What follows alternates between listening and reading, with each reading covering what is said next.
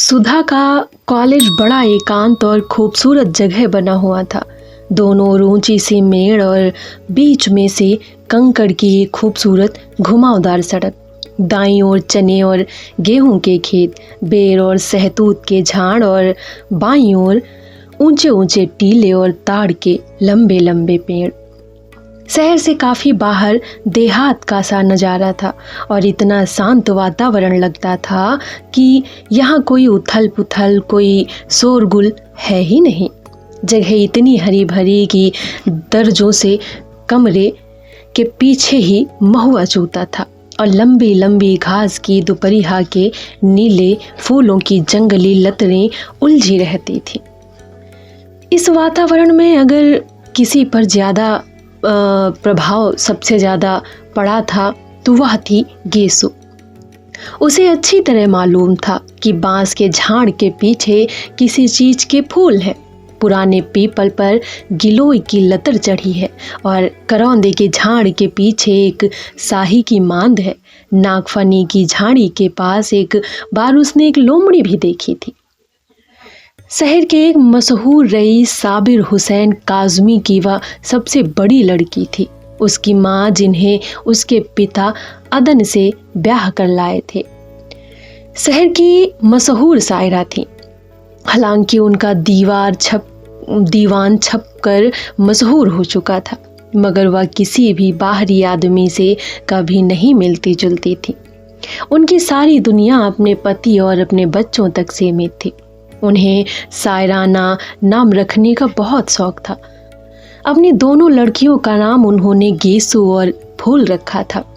अपने छोटे बच्चे का नाम हसरत, हाँ, अपने पति साबिर साहब के हुक्के से बेहद चिढ़ती थीं और उनका नाम उन्होंने रखा था आतिश फिजा। घास, फूल, लतर और शायरी का शौक गेसु ने अपनी माँ से विरासत में पाया था। किस्मत से उसका कॉलेज भी ऐसा मिला जिसमें दर्जों की खिड़कियों से आम की शाखें झांका करती थी। इसीलिए हमेशा जब भी मौका मिलता था, क्लास से भागकर गेसु घास पर लेटकर सपने देखने की आदत हो गई थी। क्लास के इस महाभिनिष्क्रमण और उसके बाद लतरों की छाह में जाकर ध्यान योग की साधना में उसकी एकमात्र साथी थी सुधा। आम की घनी छाह में, हरी हरी धूप में दोनों सिर के नीचे हाथ रखकर लेटी रहती और दुनिया भर की बातें करती। बातों में छोटी से छोटी और बड़ी से बड़ी किस तरह की बातें करती थी, ये वही समझ सकता है जिसने कभी दो अभिन्न सहेलियों की एकांत वार्ता सुनी हो। गालिब की शायरी से लेकर उनके छोटे भाई हसरत ने एक कुत्ते का पिल्ला पाला है, ये गेसु सुनाया करती थी। और शरद के उपन्यासों से लेकर यह कि उसकी मालिन ने गिलट का कड़ा बनाया है, ये सुधा बताया करती थी। दोनों अपने अपने मन की बातें एक दूसरे को बता डालती थी और जितना भावुक, प्यारा, अनजान और सुकुमार दोनों का मन था, उतनी ही भावुक और सुकुमार दोनों की बातें। हाँ, भावुक सुकुमार दोनों ही थी, लेकिन दोनों में एक अंतर था। गेसु शायर होते हुए भी इस दुनिया की थी और सुधा शायर ना होते हुए भी कल्पना लोक की थी। गेसु अगर झाड़ियों में से कुछ फूल चुनती तो उन्हें सूंघती, उन्हें अपनी चोटी में सजाती और उन पर चंद शेर कहने के बाद भी उन्हें माला में पिरोकर अपनी कलाई में लपेट लेती।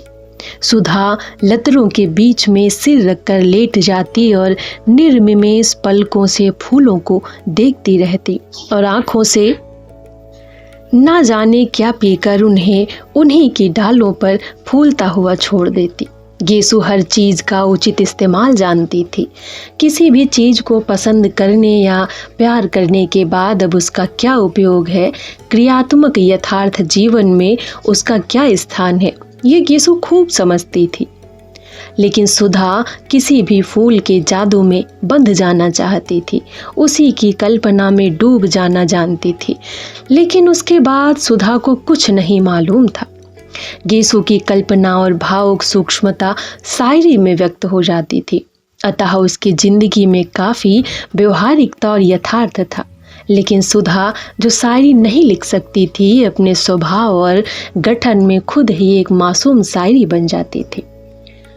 वो भी पिछले 2 सालों में तो सचमुच ही इतनी गंभीर, सुकुमार और भावनामयी बन गई थी कि लगता था कि सुर और गीतों से उसके व्यक्तित्व के रेशे बुने गए हैं।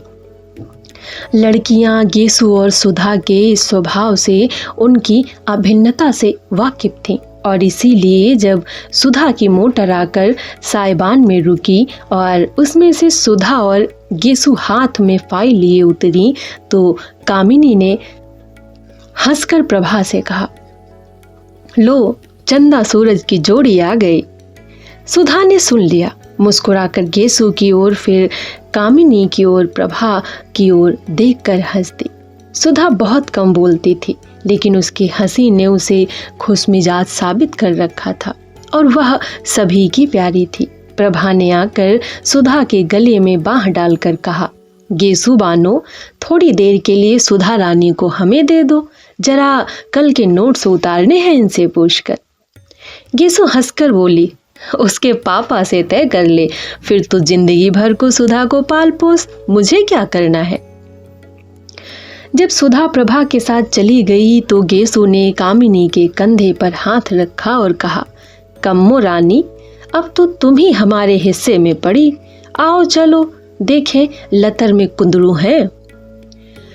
कुंदरू तो नहीं, अब चने का खेत हरिया आया है, कम्मो बोली। गृह विज्ञान का पीरियड था और मिस उमालकर पढ़ा रही थी। बीच की कतार की एक बेंच पर कामिनी, प्रभा, गेसु, सुधा बैठी थी। हिस्सा बांट अभी तक कायम था, अतः कामिनी के बगल में गेसु, गेसु के बगल में प्रभा और प्रभा के बाद बेंच के कोने पर सुधा बैठी थी। मिस उमालकर रोगियों के खाना और पानी के बारे में समझा रही थी। मेज में बगल में खड़ी हुई, हाथ में एक किताब लिए हुए, उसी पर निगाह लगाए वह बोलती जा रही थी। शायद अंग्रेजी की किताब में जो कुछ लिखा हुआ था उसी का हिंदी में उल्था करते हुए बोलती जा रही थी। आलू एक नुकसानदेह तरकारी है। रोग की हालत में वह खुश्क होता है, गर्म होता है और हजम होना मुश्किल होता है। सहसा गेसु ने एकदम बीच में पूछा, गुरुजी, गांधी जी आलू खाते हैं या नहीं? सभी हंस पड़े। मिस उमालकर ने बहुत गुस्से से गेसु की ओर देखा और डांट कर कहा, why talk of Gandhi? I want no political discussion in class. Gandhi से क्या मतलब? मैं दर्जे में राजनीतिक बहस नहीं चाहती। इस पर तो सभी लड़कियों की दबी हुई हंसी फूट पड़ी। मिस उमालकर झल्ला गई और मेज पर किताब पटकते हुए बोली, साइलेंस, सभी चुप रहो। उन्होंने फिर पढ़ाना शुरू किया। जिगर के रोगियों के लिए हरी तरकारियां बहुत फायदेमंद होती हैं। लौकी, पालक और हर किस्म के हरे साग तंदुरुस्ती के लिए बहुत फायदेमंद होते हैं। सहसा प्रभा ने कोहनी मारकर गेसु से कहा, ले फिर क्या है, निकाल चने का हरा साग, खा खा कर मोटे हो मिस उमालकर के घंटे में। गेसु ने अपने कुर्ते की जेब से बहुत सा साग निकालकर कामिनी और प्रभा को दे दिया। मिस उमालकर अब शक्कर की हानि लाभ बता रही थी। लंबे रोग के बाद रोगी को शक्कर कम देनी चाहिए। दूध या साबुदाने में ताड़ या मिश्री मिला लेनी चाहिए। दूध तो ग्लूकोज के साथ बहुत स्वादिष्ट लगता है। इतने में जब सुधा के पास साग पहुंचा कि फौरन मिस उमालकर ने देख लिया। वह समझ गई ये शरारत गेसु की होगी। मिस गेसु, बीमारी की हालत में दूध काहे के साथ स्वादिष्ट लगता है? इतने में सुधा के मुंह से निकला, साग काहे के साथ खाएं? और गेसु ने कहा, नमक के साथ। नमक के साथ? मिस उमालकर ने कहा, बीमारी में दूध नमक के साथ अच्छा लगता है? खड़ी हो, कहाँ था ध्यान तुम्हारा? गेसु सन्न। मिस उमालकर का चेहरा मारे गुस्से के लाल हो रहा था। क्या बात कर रही थी तुम और सुधा? गेसु सन्नु। अच्छा, तुम लोग क्लास के बाहर जाओ और आज हम तुम्हारे गार्जियन को खत भेजेंगे। चलो जाओ बाहर। सुधा ने कुछ मुस्कुराते हुए प्रभा की ओर देखा और प्रभा हंस दी। गेसु ने देखा कि मिस उमालकर का पारा और भी चढ़ने लगा है। वह चुपचाप किताब उठाकर चल दी। सुधा भी पीछे पीछे चल दी। कामिनी ने कहा, खत वत भेजती रहना सुधा, और क्लास ठट्ठा कर हंस पड़ी। मिस उमालकर गुस्से से नीली पड़ गई। क्लास अब कब खत्म होगी, और रजिस्टर उठाकर चल दी। गेसु अभी अंदर ही थी कि वह बाहर चली गई, और उनके जरा दूर पहुंचते ही गेसु ने बड़ी अदा से कहा, बड़े बेआबरू होकर तेरे कूचे से हम निकले। और सारी क्लास फिर हंसी से गूंज उठी। लड़कियां चिड़ियों की तरह फुर्र हो गई और थोड़ी ही देर में सुधा और गेसु बैडमिंटन फील्ड के पास वाले छतनार पाकड़ के नीचे लेटी हुई थी। बड़ी खुशनुमा दोपहरी थी। खुशबू से लटे हल्के हल्के झोंके गेसु की ओढ़नी और गरारे की सिलवटों से आंख मिचौली खेल रहे थे। आसमान में कुछ हल्के रुपहले बादल उड़ रहे थे और जमीन पर बादलों की सांवली छायाएं दौड़ रही थी। घास के लंबे चौड़े मैदानों पर बादलों की छायाओं का खेल बड़ा मासूम लग रहा था। जितनी दूर तक छाह रहती थी उतनी दूर तक घास का रंग गहरा काही हो जाता था, और जहां जहां बादलों से छनकर धूप बरसने लगती थी वहां वहां घास सुनहरे धानी रंग की हो जाती थी। दूर कहीं पर पानी बरस रहा था और बादल हल्के होकर खरगोश के मासूम स्वच्छंद बच्चों की तरह दौड़ रहे थे। सुधा आंखों पर फाइल की छाह किए हुए बादलों की ओर एकटक देख रही थी। गेसु ने उसकी ओर करवट बदली और उसकी वेड़ी में लगे हुए रेशमी फीतों को उंगली में उमेटते हुए एक लंबी सी सांस भरकर कहा, बादशाहों की मुअत्तर ख्वाब गाहों में कहाँ, वो मजा जो भीगी भीगी घास पर सोने में है। मुतमईन बेफिक्र लोगों की हंसी में भी कहाँ, लुफ्त जो एक दूसरे को देख कर रोने में है। सुधा ने बादलों से अपनी निगाह नहीं हटाई, बस एक करुण सपनीली मुस्कुराहट बिखेरती रह गई। क्या देख रही है सुधा? गेसु ने पूछा। बादलों को देख रही हूं, सुधा ने बेहोश आवाज में जवाब दिया। गेसु उठी और सुधा की छाती पर सिर रखकर बोली, कैफ बरदोस बादलों को ना देख, बेखबर तू न कुचल जाए कहीं। और सुधा के गाल में जोर की चुटकी काट ली। हाय रे, सुधा ने चीख कर कहा और उठ बैठी। वाह वाह, कितना अच्छा शेर है। किसका है? पता नहीं किसका है, गेसु बोली, लेकिन बहुत सच है सुधी। आसमां के बादलों के दामन में अपने ख्वाब टांक लेना और उनके सहारे जिंदगी बसर करने का ख्याल है तो बड़ा नाजुक, मगर रानी बड़ा खतरनाक भी है। आदमी बड़ी ठोकरें खाता है, इससे तो अच्छा है कि आदमी को नाजुक ख्याली से साबिकाना ही ना पड़े। खाते पीते हंसते बोलते आदमी की जिंदगी कट जाए।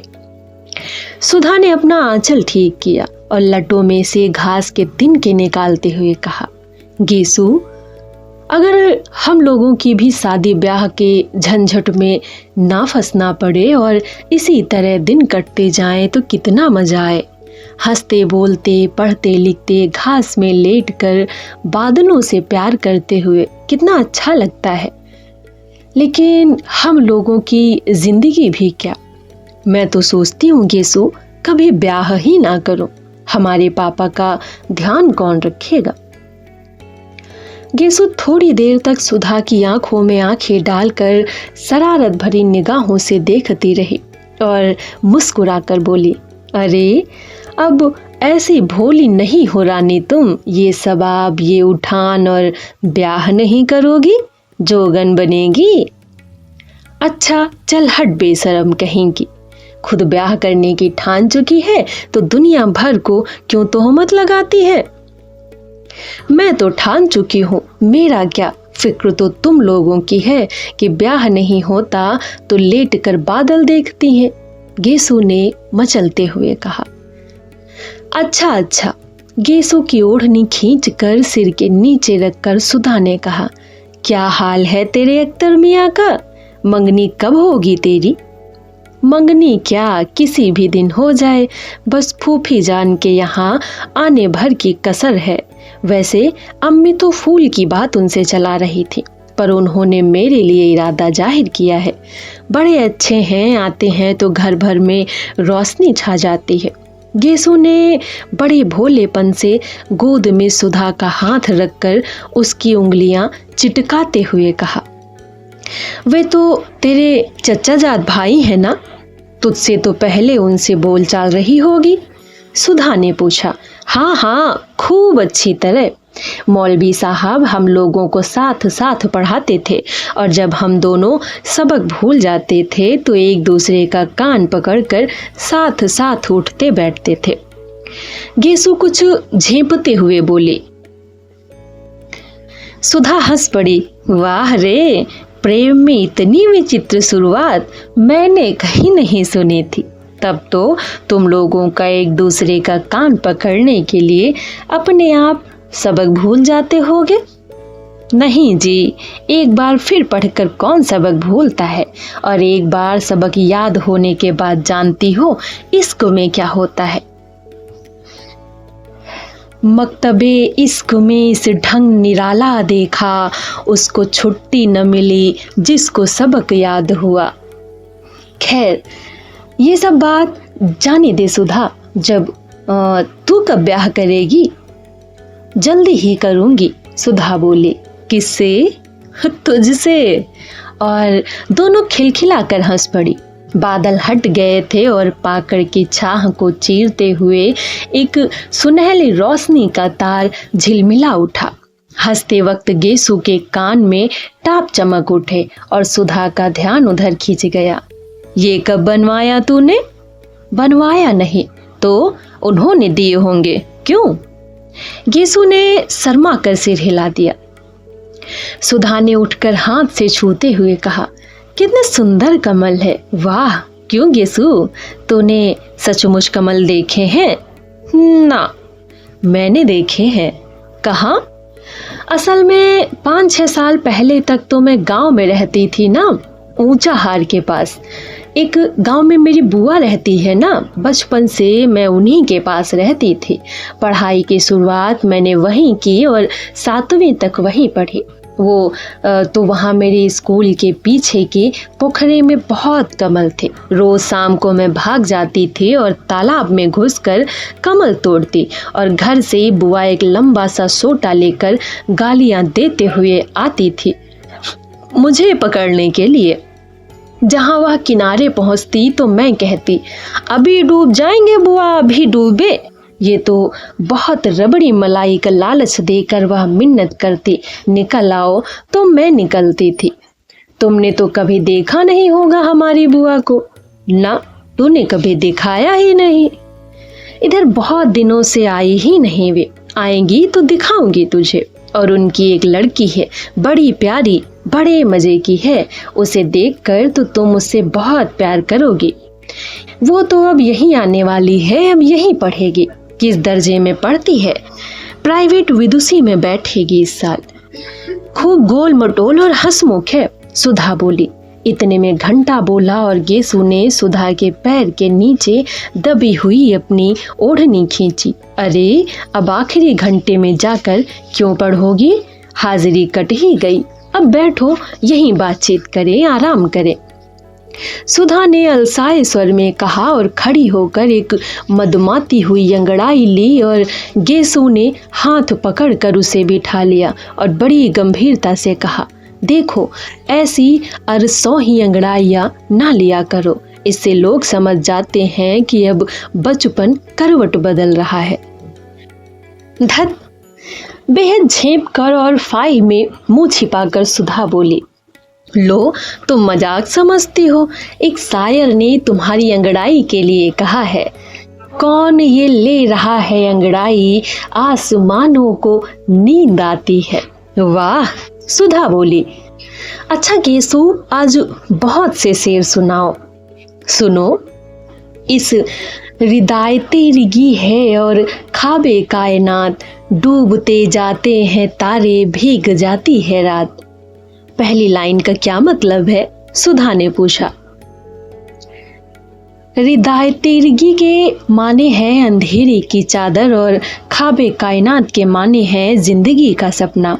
अब फिर सुनो शेर, इस रिदायतेरगी है और खाबे कायनात, डूबते जाते हैं तारे, भीगती जाती है रात।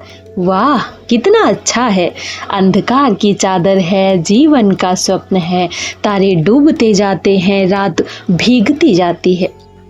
गेसु, उर्दू की शायरी बहुत अच्छी है, तो खुद उर्दू क्यों नहीं पढ़ लेती? गेसु ने कहा। चाहती तो बहुत हूं पर निभ नहीं पाता। किसी दिन शाम को आओ सुधा, तो अम्मी जान से तुझे शेर सुनवाएं। यह ले तेरी मोटर तो आ गई। सुधा उठी, अपनी फाइल उठाई। गेसु ने अपनी ओढ़नी झाड़ी और आगे चल दी। पास आकर उचक कर उसने प्रिंसिपल का रूम देखा। वह खाली था। उसने दाई को खबर दी और मोटर पर बैठ गई। गेसु बाहर खड़ी थी। चल, तू भी चल ना। नहीं, मैं गाड़ी पर चली जाऊंगी। अरे चलो, गाड़ी 4:30 बजे आएगी, अभी घंटा भर है। घर पर चाय पियेंगे, फिर मोटर पहुंचा देगी। जब तक पापा नहीं है तब तक जितना चाहे कार घिसो।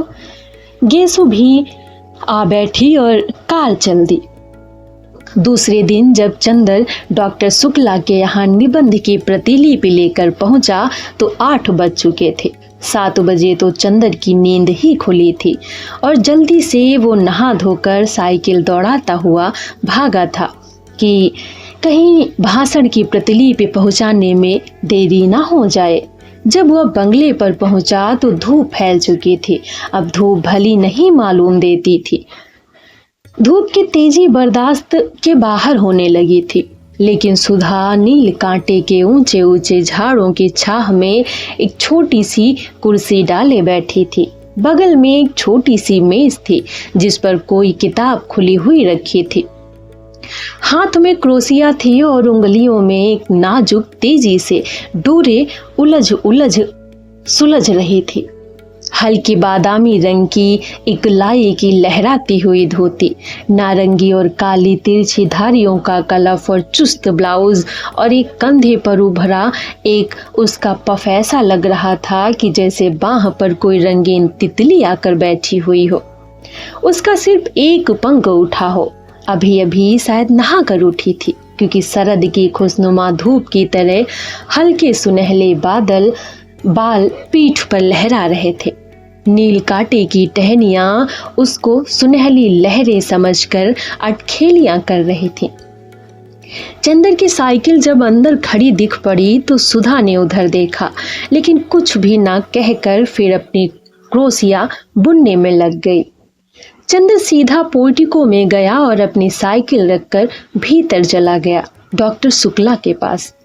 स्टडी रूम में बैठक में सोने के कमरे में कहीं भी शुक्ला नजर नहीं आए। हार कर वह बाहर आया तो देखा मोटर अभी गैराज में है, तो वे कहाँ जा सकते हैं। और सुधा को तो देखिए क्या अकड़ी हुई है आज, जैसे चंदर को जानती ही नहीं। चंदर सुधा के पास गया। सुधा का मुंह और भी लटक गया। डॉक्टर साहब कहाँ है? चंदर ने पूछा। हमें क्या मालूम, सुधा ने क्रोसिया पर से बिना निगाहें उठाए ही जवाब दिया। तो किसे मालूम होगा? चंदर ने डांटते हुए कहा।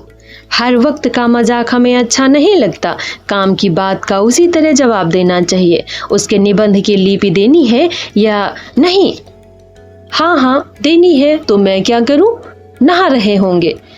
अभी कोई ये तो नहीं है कि तुम निबंध की लीपी लाए हो तो कोई नहाए धोए ना, बस सुबह सुबह से बैठा रहे कि अब निबंध आ रहा है, अब निबंध आ रहा है। सुधा ने मुंह बनाकर आंख नचाते हुए कहा। तो सीधे सीधे क्यों नहीं कह देती कि नहा रहे हैं? चंदर ने सुधा के गुस्से पर हंसकर कहा। चंदर की हंसी पर तो सुधा का मिजाज और भी बिगड़ गया और अपनी क्रोसिया उठाकर और किताब बगल में दबाकर वह उठकर अंदर चल दी। उसके उठते ही चंदर आराम से उस कुर्सी पर बैठ गया और मेज पर टांग फैलाकर बोला, आज मुझे बहुत गुस्सा चढ़ा, खबरदार कोई बोलना मत। सुधा जाते जाते मुड़कर खड़ी हो गई। हमने कह दिया चंदर, एक बार में हमें ये सब बातें अच्छी नहीं लगती, जब देखो तुम चिढ़ाते रहते हो। सुधा ने गुस्से से कहा। नहीं, चिढ़ाएंगे नहीं तो पूजा करेंगे, तुम अपने मौके पर छोड़ती हो, चंदर ने लापरवाही से कहा। सुधा गई नहीं, वहीं घास पर बैठ गई और किताबें खोलकर पढ़ने लगी। जब 5 मिनट तक वह कुछ नहीं बोली तो चंदर ने सोचा, आज बात कुछ गंभीर है। सुधा, उसने बड़े दुलार से पुकारा। सुधा। सुधा ने कुछ नहीं कहा मगर 2 बड़े बड़े आंसू टप से नीचे किताब पर गिर गए। अरे क्या बात है सुधा, बताओगी नहीं? कुछ नहीं, बता दो, तुम्हें हमारी कसम है। कल शाम को तुम नहीं आए, सुधा रोनी आवाज में बोली। बस इस बात पर इतनी नाराज हो पगली? हाँ, इस बात पर इतनी नाराज हो, तुम आओ चाहे 1000 बार ना आओ, इस पर हम क्यों नाराज होंगे? बड़े कहीं के आए, नहीं आएंगे तो जैसे हमारा घर बार नहीं है, अपने को जाने क्या समझ लिया है। सुधा ने चिढ़कर जवाब दिया। अरे तो तुम ही तो कह रही थी भाई, चंदर ने हंसकर कहा। तो बात पूरी भी ना सुनो। शाम को गेसू का नौकर आया था, उसके छोटे भाई हजरत के सालगिरह थी।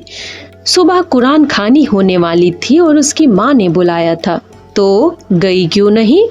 गई क्यों नहीं, किससे पूछ कर जाती? आप तो इस वक्त आ रहे हैं जब सब खत्म हो गया, सुधा बोली। तो पापा से पूछ के चली जाती, चंदर ने समझा कर कहा।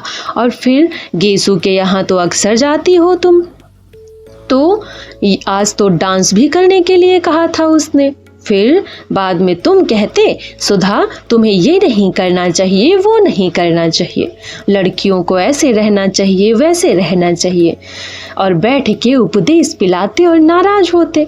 बिना तुमसे पूछे हम कहीं सिनेमा, पिकनिक, जलसों में गए हैं कभी? और फिर आंसू टपक पड़े। पगली कहीं की, इतनी सी बात पे क्या रोना? किसी के हाथ कुछ उपहार भेज दो और फिर किसी मौके पे चली जाना। हाँ, चली जाना। तुम कहते क्या लगता है गेसू ने कितना बुरा माना होगा? सुधा ने बिगड़ते हुए कहा। इम्तिहान आ रहा है, फिर कब जाएंगे? कब है इम्तिहान तुम्हारा? चाहे जब हो, मुझे पढ़ने के लिए कहा किसी से? अरे भूल गए। अच्छा आज देखो कहेंगे। कहेंगे कहेंगे नहीं, आज दोपहर को आप बुला लाइए, वरना हम सब किताबों में लगाए देते हैं आग, समझे कि नहीं? अच्छा आज दोपहर को बुला लाएंगे, ठीक। अच्छा याद आया, बिसरिया से कहूँगा तुम्हें पढ़ाने के लिए, उसे रुपयों की भी ज़रूरत है। चंदर ने छुटकारे का कोई रास्ता ना पाकर कहा। आज दोपहर को जरूर से। सुधा ने फिर आंख नचाकर कहा। लो पापा आ गए, नहाकर जाओ। चंदर उठा और चल दिया। सुधा उठी और अंदर चली गई। डॉक्टर शुक्ला हल्के सांवले रंग के, जरा स्थूलकाय से थे। बहुत गंभीर अध्ययन और अध्यापन और उम्र के साथ ही साथ उनकी नम्रता और भी बढ़ती जा रही थी, लेकिन वे लोगों से मिलते जुलते कम थे। व्यक्तिगत दोस्ती उनकी किसी से नहीं थी, लेकिन उत्तर भारत के प्रमुख विद्वान होने के नाते कॉन्फ्रेंसों में, मौखिक परीक्षाओं में, सरकारी कमेटियों में वे बराबर बुलाए जाते थे। इसमें प्रमुख दिलचस्पी से हिस्सा लेते थे। ऐसी जगहों में चंदर अक्सर उनका प्रमुख सहायक रहता था और इसी के नाते चंदर भी प्रांत के बड़े बड़े लोगों से परिचित हो गया था। जब वह एमए पास हुआ था तब से फाइनेंस विभाग में उसे कई बार ऊंचे ऊंचे पदों का ऑफर आ चुका था, लेकिन डॉक्टर शुक्ला इसके खिलाफ थे। वे चाहते थे कि पहले वह रिसर्च पूरी कर ले, संभव हो तो विदेश हो आए, तब चाहे कुछ काम करे। अपने व्यक्तिगत जीवन में डॉक्टर शुक्ला अंतर्विरोधों के व्यक्ति थे। पार्टियों में मुसलमानों और ईसाइयों के साथ खाने में कोई ऐतराज नहीं था, लेकिन कच्चा खाना वे चौके में आसन पर बैठकर रेशमी धोती पहनकर खाते थे। सरकार को उन्होंने सलाह दी थी कि साधु और सन्यासियों को जबरदस्ती काम में लगाया जाए और मंदिर की जायदादें जब्त कर ली जाएं। लेकिन सुबह घंटे भर तक पूजा करते थे। पूजा पाठ, खान पान, जात पात के पक्के हामी, लेकिन व्यक्तिगत जीवन में ये कभी नहीं जाना कि उनका शिष्य कौन ब्राह्मण है, कौन बनिया, कौन खत्री, कौन कायस्थ। नहाकर वे आ रहे थे और दुर्गा सप्तशती का कोई श्लोक गुनगुना रहे थे। कपूर को देखा तो रुक गए और बोले, हेलो, हो गया वह टाइप? जी हाँ। कहाँ कराया टाइप? मिस डिक्रूज के यहाँ। अच्छा, वह अच्छी लड़की है, अब तो बहुत बड़ी हो गई होगी। अभी शादी नहीं हुई? मैंने तो सोचा वह मिले या ना मिले। नहीं, वह यही है, शादी हुई फिर तलाक हो गया। अरे, तो अकेली रहती है? नहीं, अपने भाई के साथ, बर्टी के साथ। अच्छा, और बर्टी की पत्नी अच्छी तरह है? वह मर गई। राम राम, तब तो घर ही बदल गया होगा। पापा, पूजा के लिए सब बिछा दिया है, सहसा सुधा बोली। अच्छा बेटी, अच्छा। चंदर, मैं पूजा करके आऊं जल्दी से। तुम चाय पी चुके? जी हाँ। अच्छा, तो मेरी मेज पर एक चार्ट है, जरा इसको ठीक तो कर दो, तब तक मैं अभी आया। चंदर स्टडी रूम में गया और मेज पर बैठ गया। कोट उतार कर उसने खूंटी पर टांग दिया और नक्शा देखने लगा। पास में एक छोटी सी चीनी की प्याली में चाइना इंक रखी थी और मेज पर पानी। उसने 2 बूंद पानी डालकर चाइना इंक घिसनी शुरू की। इतने में सुधा कमरे में दाखिल। ए सुनो, उसने चारों ओर देखकर बड़े सशंकित स्वरों में कहा और फिर झुककर चंदर के कान के पास मुंह लगाकर कहा, चावल की नान खटाई खाओगे? ये क्या भला है?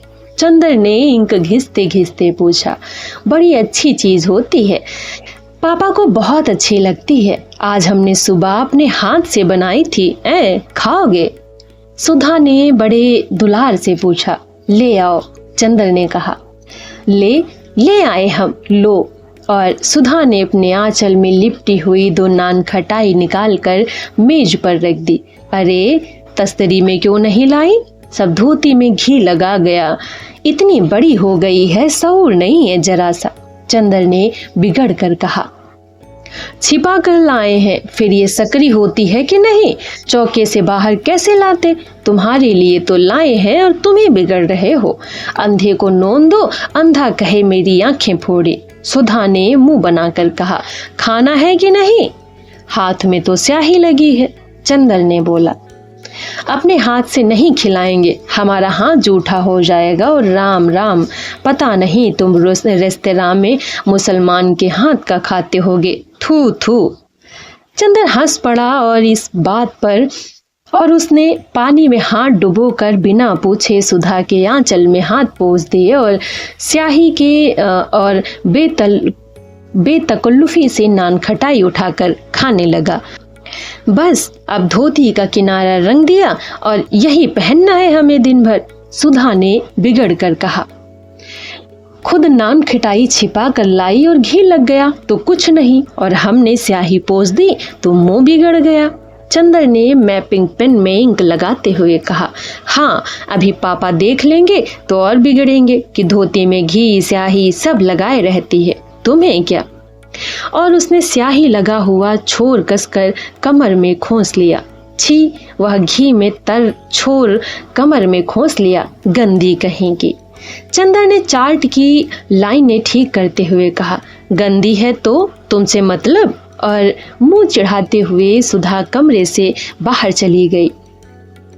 चंदर चुपचाप बैठा चार्ट दुरुस्त करता रहा। उत्तर प्रदेश के पूर्वी जिला बलिया, आजमगढ़, बस्ती, बनारस आदि में बच्चों की मृत्यु संख्या का ग्राफ बना था और एक और उनके नक्शे पर बिंदुओं की एक सघनता से मृत्यु संख्या का निर्देश करना था।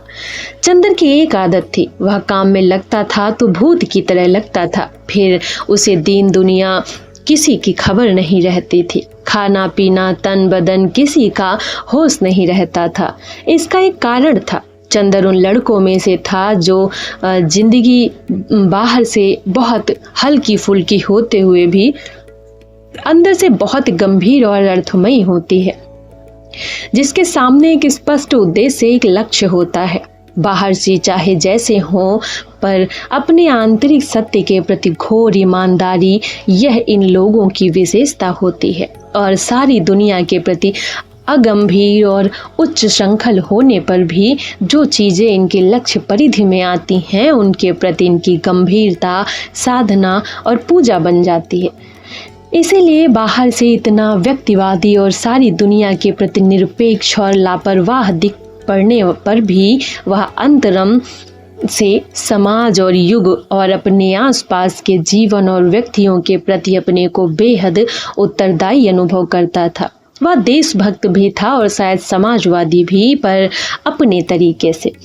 वह खद्दर नहीं पहनता था, कांग्रेस का सदस्य नहीं था, जेल नहीं गया था, फिर भी वह अपने देश को प्यार करता था, बेहद प्यार।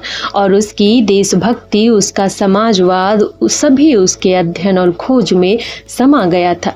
वो ये जानता था कि समाज के सभी स्तंभों का स्थान अपना अपना अलग होता है। अगर सभी मंदिर के कंगूरे का फूल बनने की कोशिश करने लगे तो नींव की ईंट और सीढ़ी का पत्थर कौन बनेगा।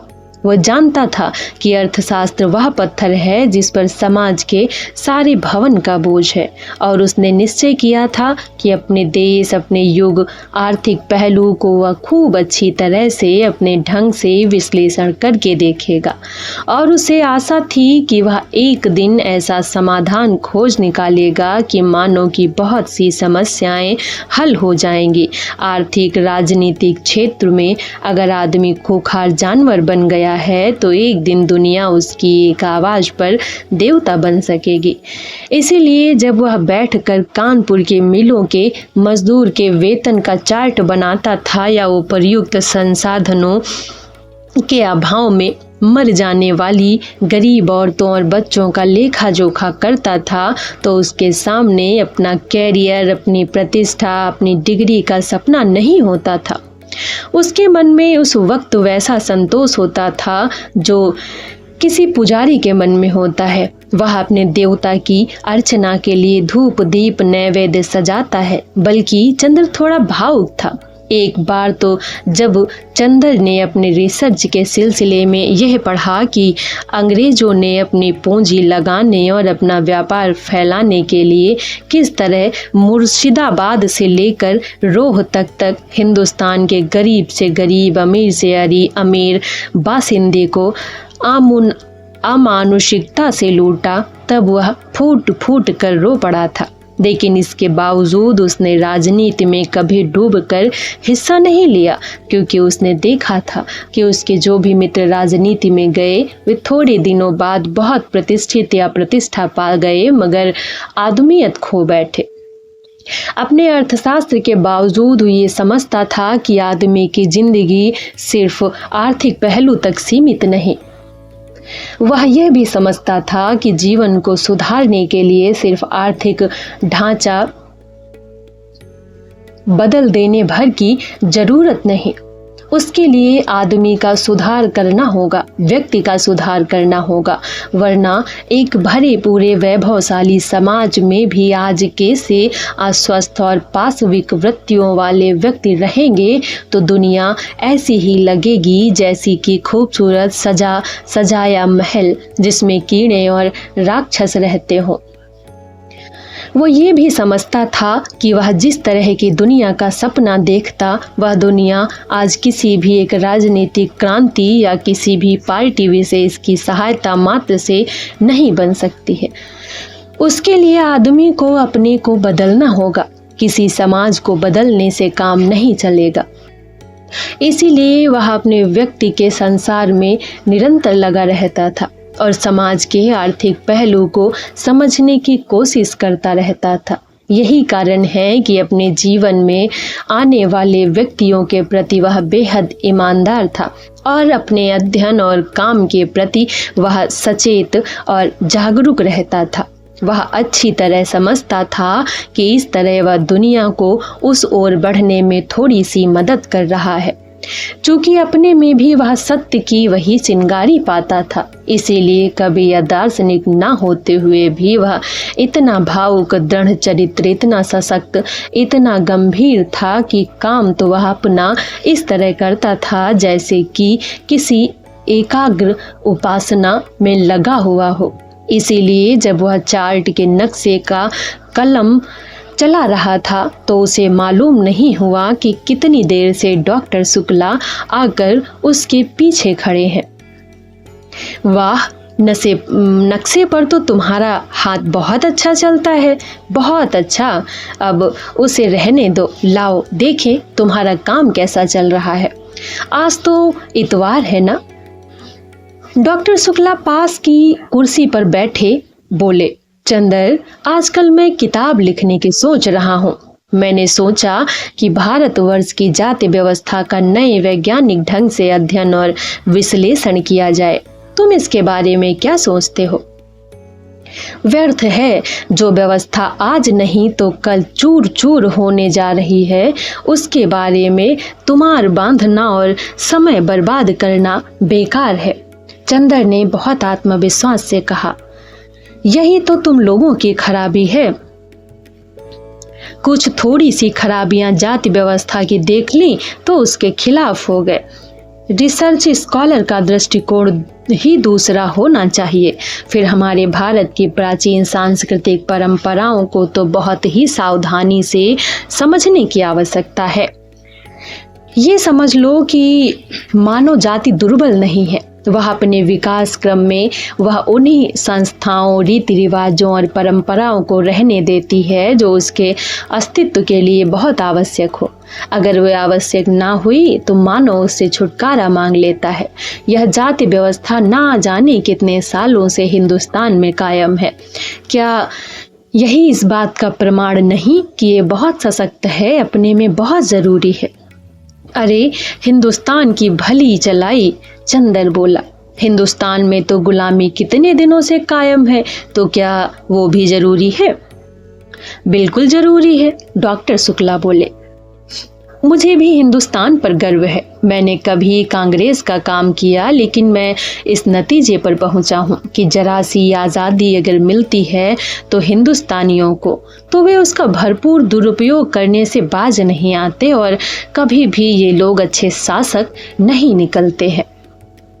अरे नहीं, ऐसी बात नहीं। हिंदुस्तानियों को ऐसा बना दिया है अंग्रेजों ने, वरना हिंदुस्तान ने ही तो चंद्रगुप्त और अशोक को पैदा किया था। और रही जाति व्यवस्था की बात, तो मुझे तो स्पष्ट दिख रहा है कि जाति व्यवस्था टूट रही है। कपूर बोला, रोटी बेटी की कैद थी, रोटी की कैद तो करीब करीब टूट गई, अब बेटी की कैद भी। ब्याह शादियां भी 2-1 पीढ़ी के बाद स्वच्छंदता से होने लगेंगी। अगर ऐसा होगा तो बहुत गलत होगा, इसे जातिगत पतन होगा। शादी ब्याह को कम से कम मैं भगवान की दृष्टि से नहीं देखता, मैं भावना की दृष्टि से नहीं देखता, और एक सामाजिक तथ्य है यह, और उसी दृष्टिकोण से हमें देखना चाहिए। शादी में सबसे बड़ी बात होती है सांस्कृतिक समानता, और जब अलग अलग जाति में अलग अलग रीति रिवाज हैं तो एक जाति की लड़की दूसरी जाति में जाकर भी अपने को ठीक से संतुलित नहीं कर सकती। और फिर एक बनिया की व्यापारिक प्रवृत्तियों की लड़की और एक ब्राह्मण का अध्ययन वृत्ति का लड़का, इनकी संतान का न विकास कर सकती है, न इधर की न उधर की। ये तो सामाजिक व्यवस्था को व्यर्थ के लिए असंतुलित करना होगा। हाँ, लेकिन विवाह को आप केवल सामाजिक दृष्टि से क्यों देखते हैं? व्यक्ति के दृष्टिकोण से भी देखिए। अगर दो भिन्न जातियों के लड़के लड़की अपना मानसिक संतुलन ज्यादा अच्छा कर सकते हैं तो क्यों ना विवाह की इजाजत दी जाए। ओह, एक व्यक्ति के सुझाव के लिए हम समाज को क्यों नुकसान पहुंचाएं? और इसका क्या निश्चय है कि विवाह के समय यदि दोनों में मानसिक संतुलन है तो विवाह के बाद भी रहेगा। मानसिक संतुलन में प्रेम जितना अपने मन पर आधारित है उतना बाहरी परिस्थितियों पर। क्या जाने ब्याह के वक्त की परिस्थिति का दोनों के मन पर कितना प्रभाव है और इसके बाद संतुलन रह पाता है या नहीं। और मैंने तो लव मैरिज को असफल होते ही देखा है। बोलो है या नहीं? डॉक्टर शुक्ला ने कहा। हाँ, प्रेम विवाह अक्सर असफल होते हैं, लेकिन संभव है वह प्रेम न होता हो। जहाँ सच्चा प्रेम होगा वहाँ कभी असफल विवाह नहीं होंगे। चंद्र ने बहुत साहस करके कहा। ओह, ये सब साहित्य की बातें हैं, समाजशास्त्रीय दृष्टि से या वैज्ञानिक दृष्टि से देखो। अच्छा खैर, अभी मैंने उसकी रूपरेखा बनाई है, लिखूंगा तो तुम सुनते चलना। लाओ, वह निबंध कहाँ है? डॉक्टर शुक्ला बोले। चंद्र ने उन्हें टाइप की हुई प्रतिलिपि दे दी। उलट पुलट कर डॉक्टर शुक्ला ने देखा और कहा, ठीक है। अच्छा चंद्र, अपना काम इधर ठीक ठीक कर लो, अगले इतवार को लखनऊ कॉन्फ्रेंस में चलना है। अच्छा, कार पर चलेंगे या ट्रेन से? ट्रेन से। अच्छा, घड़ी देखते हुए उन्होंने कहा। और अब जरा मैं काम से चल रहा हूँ, तुम ये चार्ट बना डालो और एक निबंध लिख डालना। पूर्वी जिलों में शिशु मृत्यु, प्रांत के स्वास्थ्य विभाग से एक पुरस्कार घोषित किया है। डॉक्टर शुक्ला चले गए। चंद्र ने फिर चार्ट हाथ में ले लिया। चंद्र ना जाने कि जरा ही देर बाद पापा आए और खाने बैठे। सुधा ने रसोई की रेशमी धोती पहनी और पापा को पंखा झलाने बैठ गई। सुधा अपने पापा की सिर चढ़ी दुलारी बेटियों में से थी और इतनी बड़ी हो जाने पर भी वह दुलार दिखाने से बाज नहीं आती थी। फिर आज उसने अपने पापा की प्रिय नान खटाई अपने हाथों से बनाई थी। आज तो दुलार दिखाने का उसका हक था और भली बुरी तरह की हर जिद को मना लेने का कारण ये पापा की मजबूरी थी। मुश्किल से डॉक्टर साहब ने अभी 2 कौर खाए होंगे कि सुधा ने कहा, नान खटाई खाओ पापा। डॉक्टर शुक्ला ने एक नान खटाई तोड़कर खाते हुए कहा, बहुत अच्छी है। खाते खाते उन्होंने पूछा, सोमवार को कौन दिन है सुधा? सोमवार को कौन दिन है? सोमवार को मंडे है, सुधा ने हंसकर कहा। डॉक्टर शुक्ला भी अपनी भूल पर हंस पड़े। अरे देखो, मैं तो कितना भुलक्कड़ हो गया हूँ। मेरा मतलब था कि सोमवार को कौन तारीख है? 11 तारीख, सुधा बोली। क्यों? कुछ नहीं, 10 को कॉन्फ्रेंस है और 14 को तुम्हारी बुआ आ रही हैं। बुआ आ रही हैं और बिनती भी आएगी। हाँ, उसी को तो पहुंचाने आ रहे हैं। विदुषी का केंद्र यही तो है। आहा, अब तो बिनती 3 महीने यहीं रहेगी। पापा, अब बिनती को यहीं बुला लो, मैं बहुत अकेली रहती हूँ। हाँ, अब तो जून तक यहीं रहेगी, फिर जुलाई में उसकी शादी होगी, डॉक्टर शुक्ला ने कहा। अरे अभी से? अभी उसकी उम्र ही क्या है? सुधा बोली। क्यों, तेरे बराबर है। अब तेरे लिए भी तेरी बुआ ने लिखा है। नहीं पापा, हमें ब्याह नहीं करना, सुधा ने मचल कर कहा। तब बस हम पढ़ेंगे, FA कर लेंगे, फिर BA, फिर MA, फिर रिसर्च, फिर बराबर पढ़ते जाएंगे। फिर एक दिन हम भी तुम्हारे बराबर हो जाएंगे। क्यों पापा? पागल नहीं तो, बातें सुनो इसकी। ला दे और 2 नान खटाई। शुक्ला हंसकर बोले। नहीं, पहले तो कबूल दो, तब हम नान खटाई देंगे। बताओ, ब्याह तो नहीं करोगे? सुधा ने 2 नान खटाइयां हाथ में उठाकर कहा। ला रख। नहीं, पहले बता दो। अच्छा, नहीं करेंगे। सुधा ने दोनों नान खटाइयाँ रखकर पंखा झलना शुरू किया। इतने में फिर नान खटाइयाँ खाते हुए डॉक्टर शुक्ला बोले, तेरी सास तुझे देखने आएगी तो यही नान खटाइयाँ तुमसे बनवा कर खिलवाएंगे। फिर वही बात? सुधा ने पंखा पटक कर कहा, अभी तुम वादा कर चुके हो कि ब्याह नहीं करोगे। हाँ हाँ, ब्याह नहीं करूँगा ये तो कह दिया मैंने, लेकिन तेरा ब्याह नहीं करूँगा ये मैंने कब कहा? हाँ, ये तो फिर झूठ बोल गए तुम, सुधा बोली। अच्छा चलो ओहर, महाराजिन ने डांट कर कहा। इतनी बड़ी बिटिया हो गई, मारे दुल्लार के बररानी जाती है। महाराजिन पुरानी थी और सुधा को डांटने का पूरा हक था, और सुधा भी उसका बहुत लिहाज करती थी। वह उठी और चुपचाप जाकर कमरे में लेट गई। 12 बज रहे थे। वह लेटी लेटी कल रात की बात सोचने लगी। क्लास में क्या मज़ा आया था कल। गेसु कितनी अच्छी लड़की है। इस वक्त गेसु के यहाँ खाना पीना हो रहा होगा और फिर सब लोग मिलकर गाएंगे। कौन जाने, शायद दोपहर को कव्वाली भी हो। इन लोगों के यहाँ कव्वाली इतनी अच्छी होती है। सुधा सुन नहीं पाएगी और गेसु ने भी कितना बुरा माना होगा, और ये सब चंदर की वजह से। चंदर हमेशा उसके आने जाने उठने बैठने में कतर ब्योत करता रहता है। एक बार वह अपने मन से लड़कियों के साथ पिकनिक में चली गई। वही चंदर के साथ बहुत से दोस्त भी थे। एक दोस्त ने जाकर चंदर से जाने क्या कह दिया कि चंदर उस पर बहुत बिगड़ा, और सुधा कितना रोई थी उस दिन। और ये चंदर बहुत खराब है। सच पूछो तो अगर कभी कभी वह सुधा का कहना मान लेता है तो उससे दोगुना सुधा पर रोब जमाता है और सुधा को रुला रुला कर मार डालता है, और खुद अपने आप दुनिया भर घूमेंगे। अपना काम होगा तो चलो सुधा अभी करो, फौरन करो, और सुधा का काम होगा तो अरे भाई क्या करें, भूल गए, अब आज ही देखो सुबह 8 बज गए और अब तक देखो 2 बजे भी जनाब आते हैं या नहीं, और कह गए हैं कि 2 बजे तक के लिए, तो 2 बजे तक सुधा को चैन नहीं पड़ेगी, न नींद आएगी, न किसी काम में तबीयत लगेगी। लेकिन अब ऐसे काम कैसे चलेगा? इम्तिहान को कितनी थोड़े दिन रह गए हैं और सुधा की तबीयत सिवा पोइट्री के और किसी चीज़ को पढ़ने में लगती ही नहीं। कब से वह चंदर से कह रही है थोड़ा सा इकोनॉमिक्स पढ़ा दो, लेकिन ऐसा स्वार्थी है कि बस चाय पी ली, नान खटाई खा ली, रुला लिया और फिर अपने मस्त साइकिल पर घूम रहे हैं।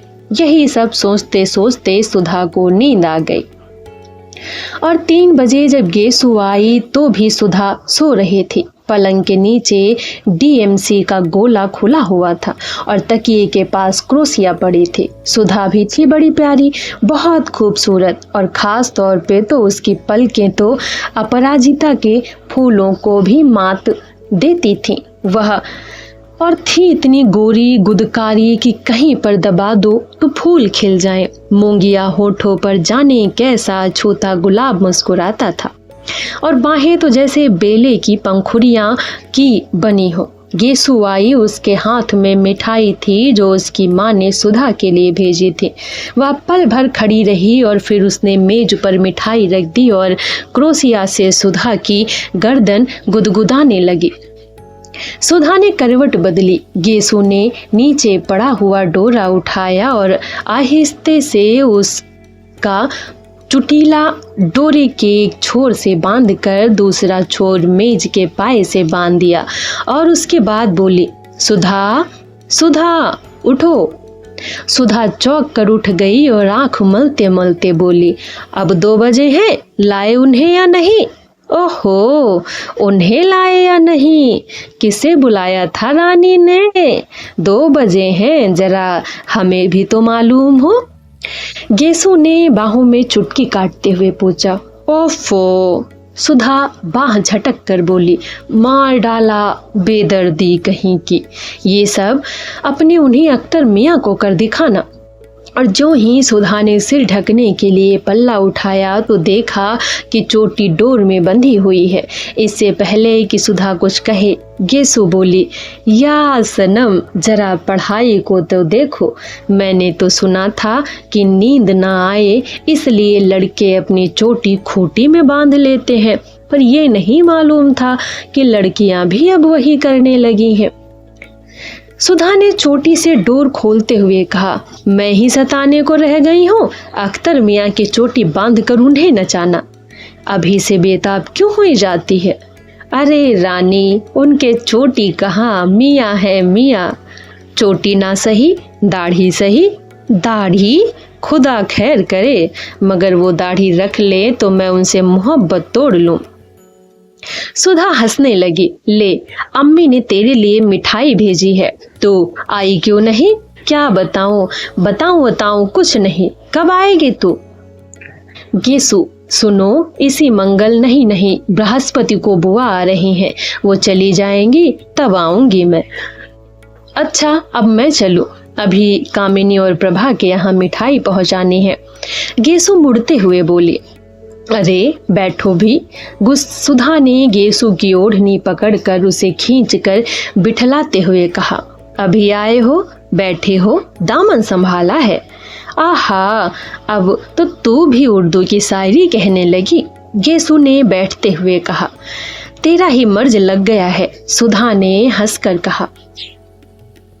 देख कहीं और भी ना मर्ज लग जाए, वरना फिर तेरे लिए भी इंतजाम करना होगा। गेसु ने पलंग पर लेटते हुए कहा। अरे ये वो गुड़ नहीं कि चीटे खाएं। देखूंगी और देखूंगी क्या, देख रही हूँ। इधर पिछले 2 साल से कितना बदल गई है तू।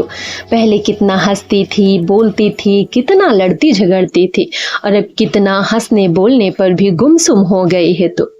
और वैसे हमेशा हंसती रहे चाहे, लेकिन जाने किस ख्याल में डूबी रहती है हमेशा। गेसु ने सुधा की ओर देखते हुए कहा। धत पगली कहीं की। सुधा ने गेसु की एक हल्की सी चपत मारकर कहा, ये सब तेरे अपने ख्याली पुलाव है। मैं किसी के ध्यान में डूबूंगी ये हमारे गुर में नहीं है, ना ही गुरु ने सिखाया। गुरु तो किसी के नहीं सिखाते सुधा रानी, बिल्कुल सच सच। क्या कभी तुम्हारे मन में किसी के लिए मोहब्बत नहीं जागी? गेसु ने बहुत गंभीरता से पूछा। देख गेसु, तुझसे मैंने आज तक तो कभी कुछ नहीं छिपाया, न शायद कभी छिपाऊंगी। अगर कभी कोई बात होती तो तुझसे छिपी ना रहती। और रहा मोहब्बत का बात, तो सच पूछ तो मैंने जो कुछ कहानियों में पढ़ा है कि किसी को देखकर मैं रोने लगूं, गाने लगूं, पागल हो जाऊं, ये सब तो मुझे कभी नहीं हुआ। और रही कविताएं, तो मैं इनसे बहुत बातें इनमें से मुझे अच्छी लगती हैं। कीट्स की कविताएं पढ़कर ऐसा लगता है अक्सर कि मेरी नसों का कतरा कतरा आंसू बनकर छलकने वाला है, लेकिन वह महज कविता का असर होता है। महज कविता का असर? गेसु ने पूछा। कभी किसी खास आदमी के लिए तेरे मन में हंसी आंसू नहीं उमड़े? कभी अपने मन को जांच कर तो देख, कहीं तेरी नाजुक ख्याली के पर्दे में किसी एक की सूरत तो नहीं छिपी है? गेसु बानो, नहीं, इनमें मन को जांचने की क्या बात है? ऐसी बात होती तो मन किसी के लिए झुकता तो क्या खुद मुझे मालूम नहीं होता? सुधा बोली। लेकिन तुम ऐसा क्यों सोचती हो? बात यह है सुधी, गेसु ने सुधा को अपनी गोद में खींचते हुए कहा। देखो, तुम मुझ में इल्म में ऊंची हो। तुमने अंग्रेजी शायरी छान डाली है, लेकिन जिंदगी से जितना मुझे साबिका पड़ चुका है अभी तुम्हें नहीं पड़ा है। अक्सर कब, कहाँ और कैसे मन अपने को हार बैठता है ये हमें खुद नहीं पता लगता। मालूम तो तब होता है जब जिसके कदम पर हमने सिर रखा है वो झटके से अपना कदम घसीट ले। उस वक्त हमारी नींद टूट जाती है और तब हम जाकर देखते हैं कि अरे हमारा तो सिर किसी के कदमों पर रखा हुआ था और उसने सहारे आराम से सोते हुए हम सपना देख रहे थे कि हमारा सिर कहीं झुका ही नहीं। और मुझे तो जाने तेरी आंखों में इधर क्या दिख रहा है कि मैं बेचैन हो उठी हूँ। तूने कभी कुछ कहा नहीं, लेकिन मैंने देखा है कि नाजुक असरार तेरे दिल को उस जगह छू लेते हैं जिस जगह उसी को छू सकते हैं जो अपना दिल किसी के कदमों में चढ़ा चुका हो। मैं ये नहीं कहती कि तूने मुझसे छिपाया है, कौन जानता है कि तेरे दिल ने खुद तुझसे ये राज छिपा रखा हो। और सुधा का गाल थपथपाते हुए गेसु बोली, लेकिन मेरी एक बात मानेगी तू कभी इस दर्द का मोल न लेना, बहुत तकलीफ होती है। सुधा हंसने लगी, तकलीफ की क्या बात, तो है ही, तुझसे पूछ लूंगी उसका इलाज। मुझसे पूछकर क्या कर लेगी, दर्दे दिल क्या बांटने की चीज है, बांट ले अपने पराए दर्द दिल। नहीं, तू बड़ी सुकुमार है, तू इन तकलीफों के लिए नहीं बनी है मेरी चंपा। और गेसु ने उसका सिर अपनी छाती में छिपा लिया। टन से घड़ी ने 3:30 बजाए। सुधा ने अपना सिर उठाया और घड़ी की ओर देखकर कहा, ओफो, 3:30 बज गए और अभी तक गायब। किसके इंतजार में है बेताब है तू? गेसु ने उठकर कहा। बस दर्दे दिल, मोहब्बत, इंतजार, बेताबी, तेरे दिमाग में तो यही सब भरा रहता है। आजकल वही तू सबको समझाती है। इंतजार विंतजार नहीं, चंदर अभी मास्टर लेकर आएंगे, अब हमारे इम्तिहान नजदीक है। हाँ, ये तो सच है। और अभी तक मुझसे पूछ क्या पढ़ाई हुई है। असल बात तो ये है कि कॉलेज में पढ़ाई हो तो घर में पढ़ने में मन लगे, और राजा कॉलेज में पढ़ाई नहीं होती। इससे अच्छा सीधे यूनिवर्सिटी से बीए करते तो अच्छा था। मेरी तो अम्मी ने कहा कि वहाँ लड़के पढ़ते हैं, वहाँ नहीं भेजूंगी। लेकिन तू क्यों नहीं गई सुधा? मुझसे भी चंदर ने मना किया था, सुधा बोली। सहसा गेसु ने एक क्षण की सुधा की ओर देखा और कहा, सुधी, तुझसे एक बात पूछूं? हाँ। अच्छा, जाने दो, पूछो ना। नहीं, पूछना क्या, खुद जाहिर है। क्या? कुछ नहीं, पूछो ना। अच्छा, फिर कभी पूछ लेंगे, अब देर हो रही है, आधा घंटा हो गया है, कोचवान बाहर खड़ा है। सुधा गेसु को पहुंचाने बाहर तक आई। कभी हसरत को लेकर आओ, सुधा बोली। अब पहले तुम आओ, गेसु ने चलते चलते कहा। हाँ, हम तो बिनती को लेकर आएंगे और हसरत से कह देना तभी उसके लिए तोहफा लाएंगे। अच्छा, सलाम। और गेसु की गाड़ी मुश्किल से फाटक के बाहर गई होगी कि साइकिल पर चंदर आते हुए दिख पड़ा। सुधा ने बहुत गौर से देखा उसके साथ कौन है, मगर वह अकेला था। सुधा सचमुच झल्ला गई। आखिर लापरवाही की हद होती है। चंदर को दुनिया भर के काम याद रहते हैं, एक सुधा से जाने क्या खार खाए बैठा है कि सुधा का काम कभी नहीं करेगा। इस बात पर सुधा कभी कभी दुखी हो जाती है और घर में किसी से वह कहे काम के लिए खुद कभी बाजार नहीं जाती। नतीजा ये होता है कि वह छोटी से छोटी चीज के लिए मोहताज होकर बैठ जाती है और काम नौकरों से भी करवा ले। पर अब मास्टर तो नौकर से नहीं ढूंढवाया जा सकता, ऊन तो नौकर नहीं पसंद कर सकता, किताबें तो नौकर नहीं ला सकता। और चंदर का ये हाल है। इसी बात पर कभी कभी उसे रुलाई आ जाती है। चंदर ने आकर बरामदे में साइकिल रखी और सुधा का चेहरा देखते ही वह समझ गया। काहे मुंह बना रखा है, 5 बजे मास्टर साहब आएंगे तुम्हारे, अभी उन्हीं के यहाँ से आ रहे हैं। बिसरिया को जानती हो, वही आएंगे। और उसके बाद चंदर सीधा स्टडी रूम में पहुंच गया। वहां जाकर देखा तो आराम कुर्सी पर बैठे ही बैठे डॉक्टर शुक्ला सो रहे हैं। अतः उसने अपना चार्ट और पेन उठाया और ड्राइंग रूम में आकर चुपचाप काम करने लगा। बड़ा गंभीर था वह। जब इंक घोलने के लिए उसने सुधा से पानी नहीं मांगा और खुद गिलास लाकर आंगन में पानी लेने लगा, तब सुधा समझ गई कि आज कुछ बिगड़ा है। वह एकदम से तड़प उठी, वह क्या करे। और वैसे चाहे वह चंदर से किताब ही कितना ही क्यों ढीठ ना हो ले, पर चंदर गुस्सा रहता था तब सुधा की रूह कांप जाती थी। उसकी हिम्मत नहीं पड़ती थी कि वह कुछ भी कहे, लेकिन अंदर ही अंदर वह इतनी परेशान हो उठती थी कि बस। कई बार वह किसी न किसी बहाने से ड्राइंग रूम में आई, कभी गुलदस्ता बदलने, कभी मेज पोज बदलने, कभी अलमारी में कुछ रखने, कभी अलमारी में से कुछ निकालने, लेकिन चंदर अपने चार्ट पर निगाहें गड़ाए रहा। उसने सुधा की ओर देखा तक नहीं। सुधा की आंखों में आंसू छलक आए और वह चुपचाप अपने कमरे में चली गई और लेट गई। थोड़ी देर बाद वह पड़ी रही, पता नहीं क्यों वह फूट फूट कर रो पड़ी।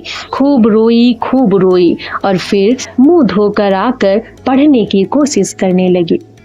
जब हर अक्षर में उसे चंदर का उदास चेहरा नजर आने लगा तो उसने किताब बंद करके रख दी और ड्राइंग रूम में आई। चंदर ने चार्ट बनाना भी बंद कर दिया था और कुर्सी पर सिर टेके छत की ओर देखता हुआ जाने क्या सोच रहा था। क्या था ऐसा जो यीशु सुधा से पूछना चाहते हुए भी नहीं पूछ पाई।